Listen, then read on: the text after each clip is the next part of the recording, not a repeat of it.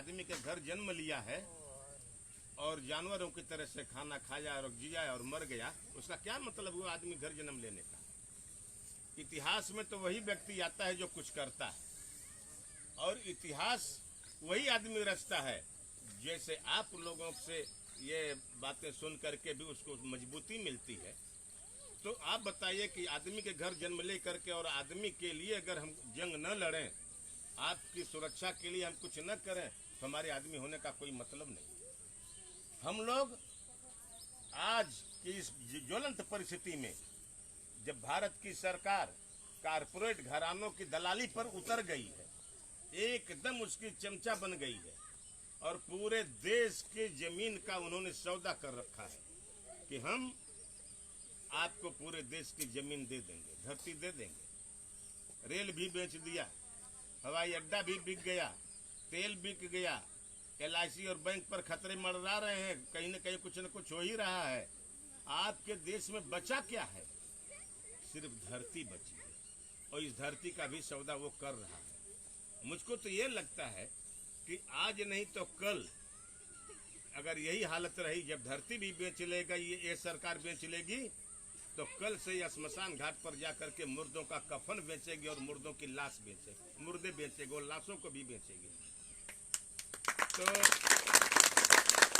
अब मैं एक बात कहना चाहता हूं कि जब ये 2014 का चुनाव लड़े थे, इन्हीं कारपोरेट घरानों से उन्होंने अच्छी रकम लिया था। पूरे हिंदुस्तान की मीडिया को, विदेश की मीडिया को इन्होंने खरीद लिया था। हर मीडिया वाले बस इन्हीं की भाषा बोलते थे। ये हल्का पैसा तो लगा नहीं, और सब पूंजीपतियों से कहे थे कि हम आपको ये दे देंगे, हम आपको वो दे देंगे, हम आपको वो दे देंगे। मैं एक सवाल करना चाहता हूँ, हमारे आजमगढ़ के मंदुर एयरपोर्ट के विस्तारीकरण का जो उन्होंने नारा दिया है, इसमें एक सवाल मेरा उठता है कि भारत सरकार के पास कितनी जहाज है? और मैं समझता हूं कि भारत सरकार के पास एक भी जहाज नहीं, सारी जहाजें बिक चुकी हैं। जो भारत सरकार के पास जहाज नहीं, तो फिर एयरपोर्ट का विस्तारीकरण क्यों किया जा रहा है? और ये मुझको तो ये लगता है कि एयरपोर्ट के नाम पर लेकर के इस जमीन को वो पूंजीपतियों को देंगे, कारपोरेट घरानों को देंगे। और जानते हैं, और जब आपके सामने मोदी जी आएंगे तो कैसे कहते हैं, मोदी जी के पास इतनी हिम्मत नहीं है कि वो कभी प्रेस कॉन्फ्रेंस कर लें, क्योंकि उन्हें ये सब का पता ही नहीं है। जो बोलते हैं वो कहीं आड़ में, तो ये यूं करते हैं, तो यूं करते हैं, 2 मिनट रोक के बात ये करते हैं, इसलिए कि अगल बगल में स्क्रीन चलती है, उस पर लिखा हुआ आता है, मोदी पढ़ करके तब कहते हैं। आपसे मोदी जी कहे होंगे ना कि भाइयों बहनों, हमने कहा था हम भारत को डिजिटल इंडिया बनाएंगे, बनाए कि नहीं बनाए? तो उन्हीं के लोग बैठे होते हैं उनके मीटिंगों में, उनके जलसों में, वो तालियां बजाते हैं कि हाँ बन गया। उन्होंने ये भी कहा कि भाइयों बहनों, हमने कहा था कि हम औरतों का सम्मान करेंगे, हमने किया कि नहीं किया? और उन्हीं के नाक के नीचे अभया कांड हुआ, निर्भया कांड उन्हीं के नीचे, नाक के नीचे हुआ, और तमाम हिंदुस्तान के अंदर ऐसा हुआ। अभी आप लोगों को पता होगा कि दिल्ली के अंदर हमारे घर की बेटियां जो विदेशों से स्वर्ण पदक ला करके वहां तिरंगा झंडा फहरा करके, राष्ट्रीय ध्वज फहरा करके देश का मान बढ़ाया, उन बेटियों के साथ उन्हीं का एक MP बदतमीजी करता है, बाहुबली है, और आप वो MP भी है। और आप लोग एक बात को बता दीजिए कि दिल्ली के जंतर मंतर पर बैठी वो बेटियां न्याय की मांग कर रही थी। हम मोदी जी से कहना चाहते हैं कि कौन सा न्याय आपने दिया? और मोदी जी, मैं तो ये भी स्पष्ट कर देना चाहता हूं कि जो व्यक्ति अपनी औरत का मान नहीं रख सका, वो और बेगाने औरतों का कितना मान रखता होगा, ये तो आप भी जानते हैं।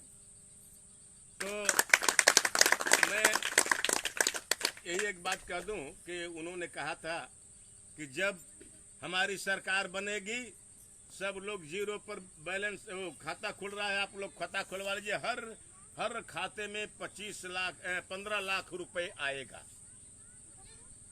तो ये खबर जब बंबई में पहुंची और फिल्म स्टार राजकुमार ने मोदी को देखा तो उन्होंने कहा कि जॉनी, हमने सुना था कि तुम तो हर खाते को 15 लाख दे रहे हो, ये बताओ फिल्मी स्टारों को क्या दे रहे हो। तो आप जरा बताइए। उनको पूछने वाले राजकुमार ये पूछे तो मोदी जी के पास क्या जवाब था कहने के लिए। तो हम ये भी कहते हैं कि मोदी जी एक्टर तो नहीं, डायरेक्टर तो नहीं, लेकिन एक बात जरूर हम कहेंगे कि वो फटीचर जरूर है। उन्होंने अपनी बात पर कभी कायम रहने का प्रयास किया ही नहीं। और मैं जहां तक समझता हूं कि अगर झूठों का वर्ल्ड कप रचा जाए तो स्वर्ण पदक हमारे देश में आएगा। मोदी और उनके लोग जितना बड़ा झूठ बोलते हैं, कहते हैं कि हम किसानों की आमदनी दूना कर देंगे। उन्होंने आमदनी दूना किया कि नहीं किया ये तो आप सब भोग रहे हैं, लेकिन मैं जरूर कहूंगा कि उन्होंने महंगाई तिगुना कर दिया। दिया नहीं आपको कुछ, आपके आमदनी दूना नहीं दिया लेकिन महंगाई तिगुना दे दिया। क्या चाहिए आपको। और वो व्यक्ति ये कहता है कि हमारा कमल खिलेगा पूरे देश में, लेकिन क्या मणिपुर में भी खिलेगा। उस मणिपुर में भी खिलेगा जहां पर कुकी और मैत्रेयी लोगों के बीच में संघर्ष करा करके तुमने नरसंहार करवाया। जनसंख्या को एकदम से तुमने मटिया मेट मराने का वहां पर प्रयास कर लिया है। वहां पर कुकी जो ट्राइबल लोग हैं उनको कुकी कहा जाता है, और उन कुकियों की जमीन जो पहाड़ों में रहते हैं उनकी जमीन को हड़पने के लिए जो यहाँ से लोग गए हैं और जगहों से लोग गए हैं, जो मैदानी इलाकों में बसे हुए हैं, वो मैतेई अपने आप को कहते हैं और वो शुद्ध रूप से बीजेपी के आदमी हैं। और इन लोगों को उन्होंने उकसाया, वहाँ की सरकार जो बीजेपी की सरकार है वहाँ की सरकार ने उकसाया। मैं जानना चाहता हूँ कि जो हथियार सिविल को कतई नहीं ये है परमिशन एक सिविल के हाथ में जाए, वो सिर्फ फोर्स के हाथ में होनी चाहिए। उन दंगाइयों के हाथ में कैसे वो हथियार पहुंच गए, किसने पहुंचाया उस हथियार को। और मैं ये भी कह देना चाहता हूं कि क्या उनको मार करके आप वहां की जमीनों को कब्जा कर लेंगे, यहां तक तो बात समझ में आती है, लेकिन वहां पर महिलाओं को नंगा घुमाने का क्या कारण है मोदी जी।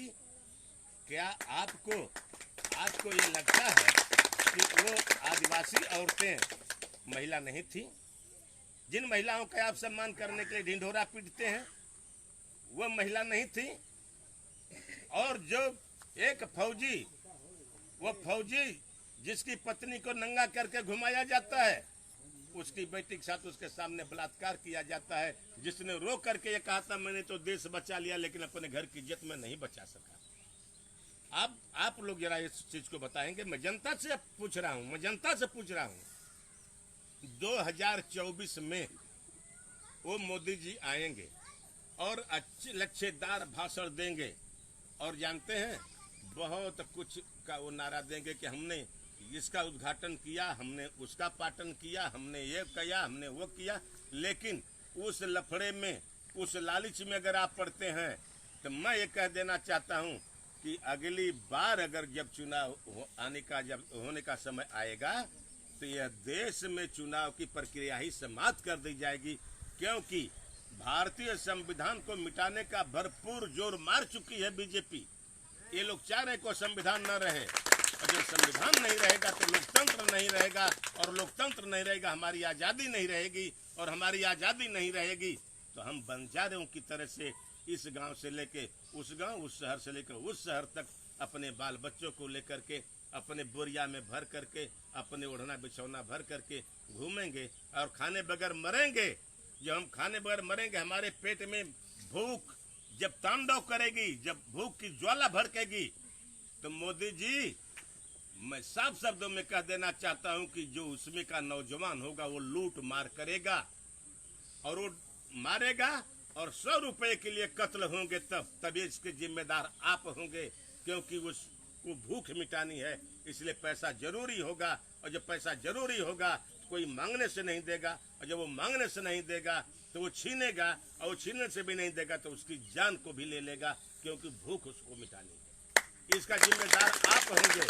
आने वाले समय का दृश्य देखिए मोदी जी, आप समाज को कितना भी बहका लीजिए, लेकिन उस दृश्य को जो देख सकता है वो देखेगा, आपके बहकावे में कोई नहीं आएगा। मैं बहुत कुछ ना कहते हुए, क्योंकि लगभग डेली में कुछ न कुछ कहता ही हूँ, तो आप लोगों से एक बात कह दूँ कि जहाँ ये कहा जाता है कि महिला का सम्मान, मैं नाम नहीं लूँगा किसी का, लेकिन मैं ये भी जानता हूँ मोदी जी कि आपके मंत्रियों में दूसरे का पति छीनकर अपना पति बनाने वाली तो आपकी है, लेकिन जिसका पति छीना गया वो किसकी रहेगी? अब वो आपकी समर्थक होगी या विरोधी होगी, मैं तो नहीं जानता, लेकिन आपने कभी उस पर न्याय किया? वो राजीव गांधी के राहुल गांधी को कहा जाता है कि वो फ्लाइंग किक देते हैं। अरे किस्त, फ्लाइंग किस्त देते हैं। ए भाई, एक बात तो जरा बताओ कि ये एमपी का बयान होगा, ये एमएलए का बयान होगा, ये मंत्री का बयान होगा कि फ्लाइंग किस्त करते हैं? अरे यार, शर्म आनी चाहिए कुछ तो। तुम लोग खुद ही बेशर्म हो चुके हो, काहे के पूरी दुनिया को बेशर्मी के भाड़ में झोंक रहे हो?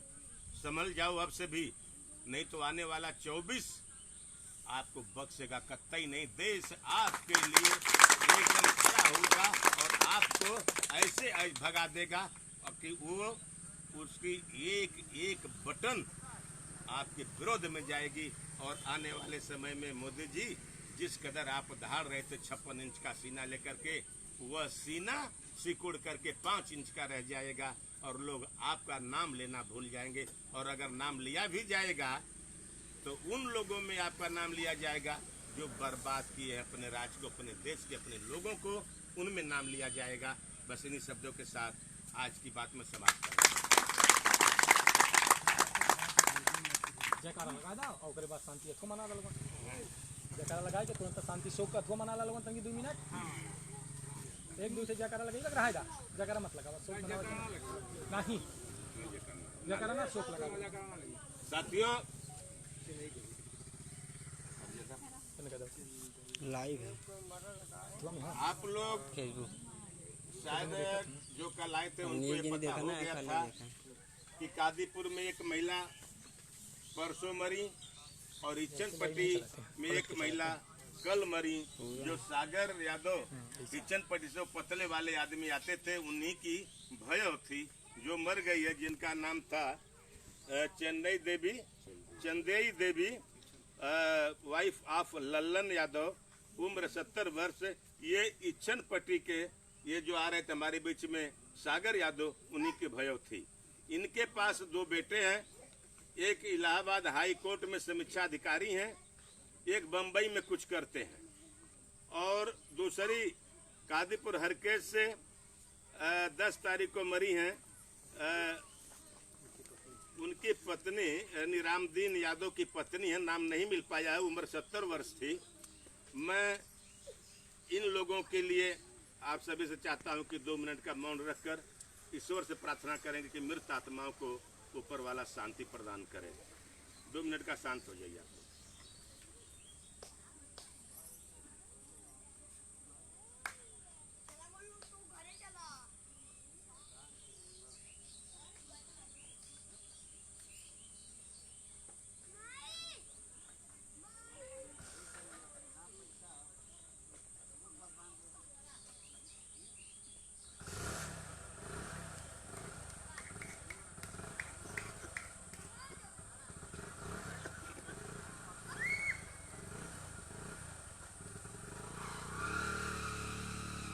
बैठिए।